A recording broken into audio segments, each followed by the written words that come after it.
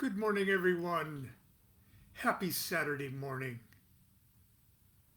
Welcome to another reading from the collected works of Lon Milo DuQuette. Today, we're reading part 2 of the article that I wrote for Fate magazine back in 2005 about John Dee. Queen Elizabeth's real-life Merlin holds the key to reincarnation is the title. And we got through the first little section yesterday, right up to how the Golden Dawn, 300 odd years after Dee's death, sort of got a hold of the material and actually turned it into a comprehensive and very workable magical system. So this is the last paragraph I read yesterday. The founding fathers of the Golden Dawn recognized Dee's Enochian material for what it was. They realized that with a little innovation and organization, they could pick up where Dee and Kelly left off and actually begin using the system to communicate with angels. And the next section starts with the heading Calling Ladrum. In 1978, as part of my perceived duties as master of a magical lodge, I began to teach what would become a 25-year, now we can say 40-year, weekly class in our home in Costa Mesa, California. Eventually, I thought it time to host a series of dealing with Enochian system. We spent weeks constructing the various pieces of equipment and discussing the history and theory of angelic evocation. Finally, the evening came when it was time for us to contact our first angel. The procedure is pretty simple. Before beginning, one person is chosen. This is for a group working I'm describing, not for your private Enochian workings, which you do a little bit different, but this is appropriate for group workings. I say in my digression. Before beginning, one person is chosen to be the visionary contact with the angel. The process is called scrying, or traveling in the spirit vision. For some people, this skill is remarkably easy to develop. Dee and Kelly used a small crystal ball and a black obsidian mirror to focus and manifest the presence of the entities. But many scryers simply close their eyes and see visions with the mind's eye. We were understandably nervous and a little scared the first time we attempted contact. Our angelic subject was Ladrum. I'll spell that for you. Capital L-A-I-D-R-O-M. And Ladrum is a rather highly placed elemental angel whose nature is of the element Earth and the planet Mars.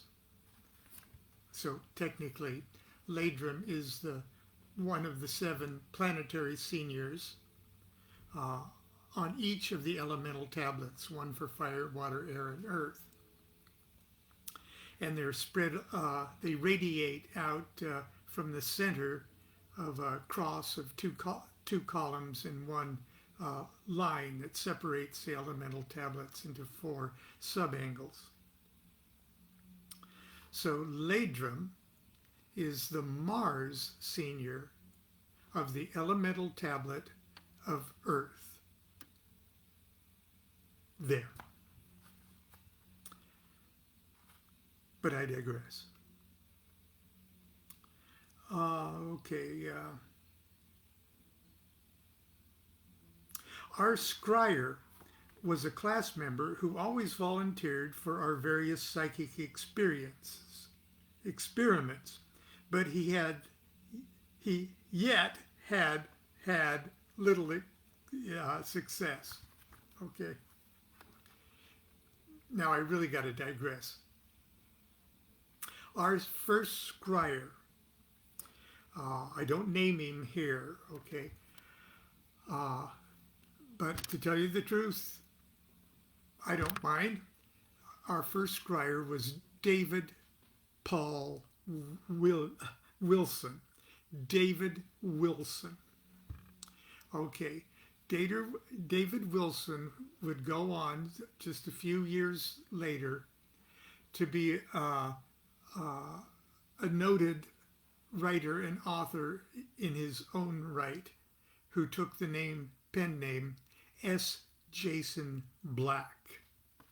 So, if you're familiar with the works of S. Jason Black, urban voodoo and things like that, you'll know who I'm talking about.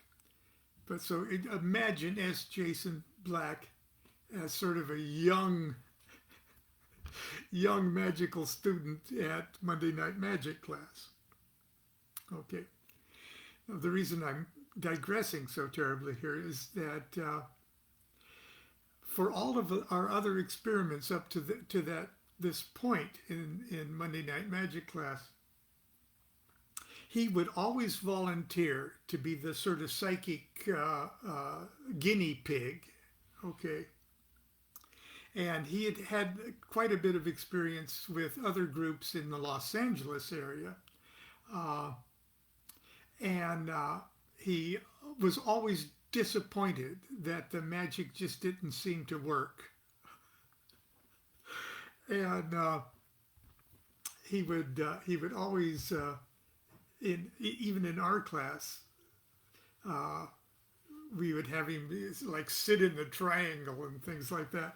And he'd go, I get nothing. He had this deep, dramatic voice. He said, I get nothing. I get nothing. This is just bullshit. I get nothing. Nothing's happening. But he would always volunteer. He would always volunteer. So when he volunteered for this one, I went, oh, God, we've done weeks worth of work preparing the equipment and everything. Oh, gee, and he's going to sit here on opening night and go, I get nothing. But he was our only volunteer, okay? Okay, digression over. Following the Golden Dawn operating procedures, I performed the prescribed preliminary ceremonies. Then I turned on a small tape recorder and gave our scryer a copy of the appropriate call to read in the angelic language. I sat down behind him while he read it aloud. He did rather well, considering he had never read it before. He was one of the least cooperative of students at Monday night class in doing his homework. But he always volunteered. I asked him to read, let's see. When he was finished, he closed his eyes and took a deep breath. Nothing happened. I asked him to read the call again. He did so, and after only a few seconds, he said, I have a landscape. I see a landscape.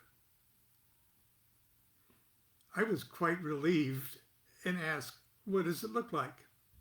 He went on to describe in vivid detail a bizarre desert landscape of flat, white crystalline powder stretching to the horizon.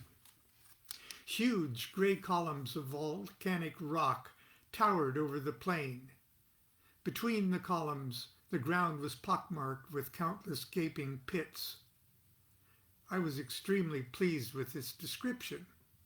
Ladrum was, after all, a spirit or angel of the element earth. Under the heading, I see him, But here the vision seemed to stall, and I asked our scryer to read the call a third time. This time he described some movement. From out of a pit in the center of the scene arose a black cone. He said it sparkled from the inside, and upon its surface thousands of little sparks jumped from one star to another. Is this Ladrum? I asked. It's him. I see him. He described a humanoid figure draped in the same material from which the cone was constructed. The angel had an egg-shaped head but no face. His hands were like mittens. There were no fingers. Like visionary voyeurs, every person in the room saw in his or her mind's eye what our scryer was describing. It then occurred to me, now that we've got this guy, what are we supposed to do with him? Nobody expected what happened next. Our seer said, Lon, I feel like I could make strange sounds. I tried to sound calm. Let yourself. I told him, go with it. He then broke into a string of words that were completely unintelligible, pausing once or twice to giggle and say things like, I feel silly doing this. This is BS. In a few moments, the babbling stopped, and he acted a bit embarrassed. I'm sorry. Nothing like this has ever happened before. I just felt like doing it. He was sincerely apologetic. I didn't know what to do next. I guess I hadn't expected that this stuff would really work. After all, as I had no specific questions prepared, I thanked Ladrum for coming and told him we hoped he would return again next time we call. I banished and closed the ceremony per Golden Dawn procedure. For a moment the class sat silent, and then everyone started talking at once. One of the class members had a copy of Laycock's Enochian Dictionary and suggested that we try to use it to see what all that strange babbling if it actually meant something. I rewound the tape and played it back from the beginning. We painstakingly played the phonetics of each word, attempting to match them with words in the dictionary. It took less than a half hour to break the sounds into 3 strings of words and phrases that we found in the book. That's Laycock's Complete Enochian Dictionary. Now, Laycock wasn't an occultist at all. Laycock was a linguist who was fascinated at the reception of an entirely unique new language, complete with grammar and syntax, because it's really humanly insanely difficult to do that. Okay, so Laycock went at it from a scientific language approach, but he created what he called Complete Enochian Dictionary. Here's what those three phrases translated to. Spirit of Earth, Spirit of Earth, first worshipper, friendly visit. Stretch forth hands, stretch forth and conquer, Spirit of Earth. Then there's a untranslatable little section, but it ended in the Enochian words for visit in peace. Our scryer insisted that he had not so much as looked at the Enochian dictionary or read any of the calls before that evening, and I didn't doubt his truthfulness. Needless to say, we were all very impressed. At the end of the evening, it was agreed that from then on, class would meet 2 times a week to continue Enochian magical workings. And for the next 3 years, that's what we did. Okay. I will continue and finish this off. Under the heading Ehenba. Sadly, our seer's ability to break spontaneously into the Enochian tongue faded as he became more and more familiar with the language. His visions, however, became clearer, more informative, and more provocative.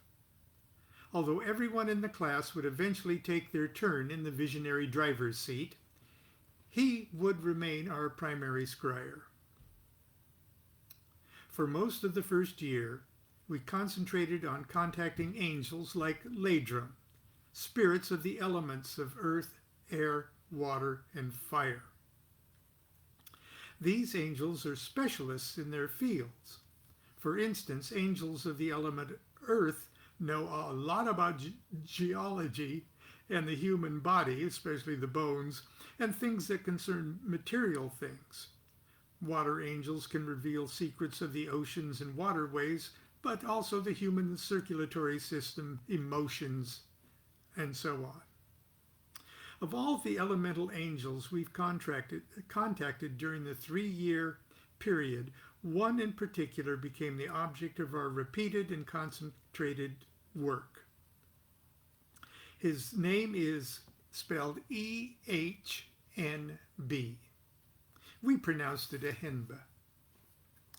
Without going into lengthy and technical explanation of why Ehenba is such a big shot in the heavenly hierarchy, we can simply say he is the highest angel of the 5th element, spirit. EHNB is the archangel's archangel. Unlike lesser elemental angels who know a lot about a limited subject, we discovered that EHNB knows almost everything about almost everything. During our first encounter with EHNB, I asked, "What is the nature of your being?" He indicated that his nature was universal. When I asked, "What are your specific duties?" he answered, "The mechanism of the universe as you understand it or can ever understand is contained within me. I am everything. I do everything. I know everything." Now that's a pretty impressive statement. But over the months, we did indeed discover that EHNB was a pretty impressive angel. One evening, we just flat out ran out of questions to ask, and it occurred to me to ask him something we'd never asked an Enochian angel before. Are you aware of the periods of life and consciousness that we humans view as incarnations? He answered, "Yes," but added something to the effect that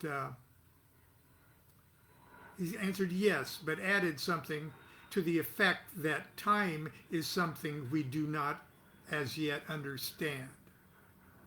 Okay, so he's aware of our consciousness of and concept of reincarnations, but he says it's not quite the way you think, because there's something about time itself that you don't understand.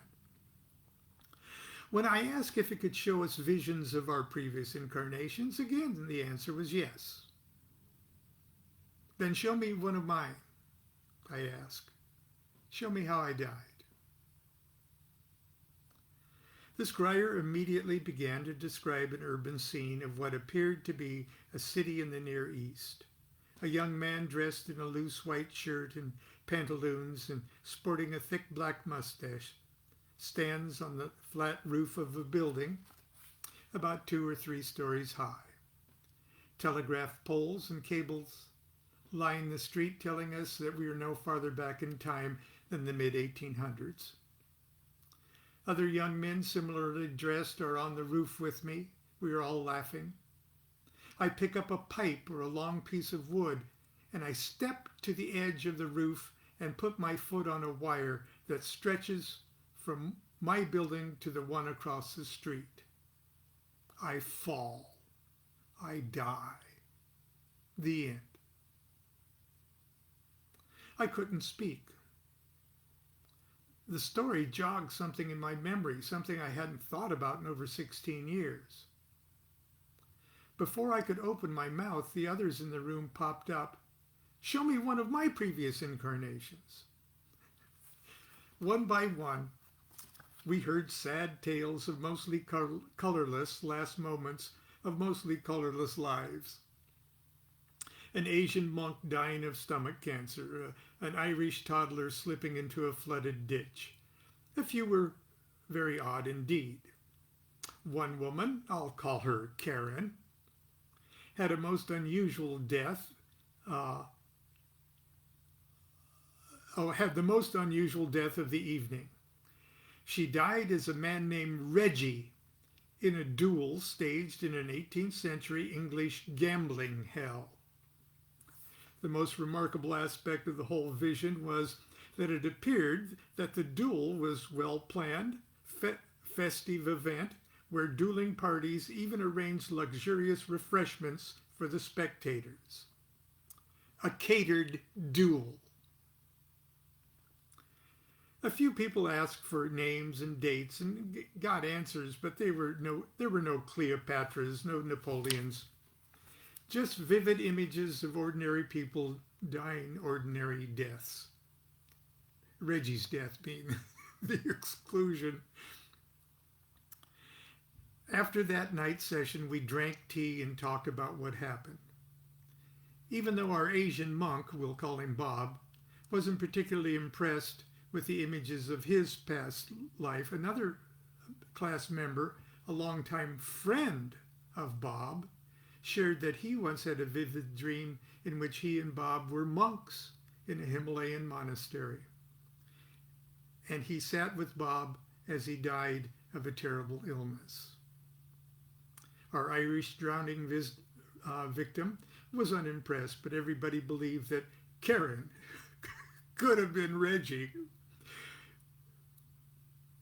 My mind, on the other hand, had been thoroughly blown. Unexpected confirmation. Those of you who have read my autobiography, My Life with the Spirits, will remember that as an infant I had vivid memories of episodes of other lives. Whether these were genetic memories or visions of actual past lives, no one can say with certainty. What I can tell you is that the best of my recollections, none of these memories had the remotest resemblance to the one described by EHNB on that evening. Be that as it may, 16 years earlier, during my first year in college, I make it sound like, oh, my first year, well, I only went to college for about not quite 2 years before I quit college to attend the 60s. Actually, Constance and I got married somewhere in my second year of college, and I just stopped going. I didn't quit. Just one day I said, oh, gee, I haven't gone in a few days. I guess I've quit. But I digress.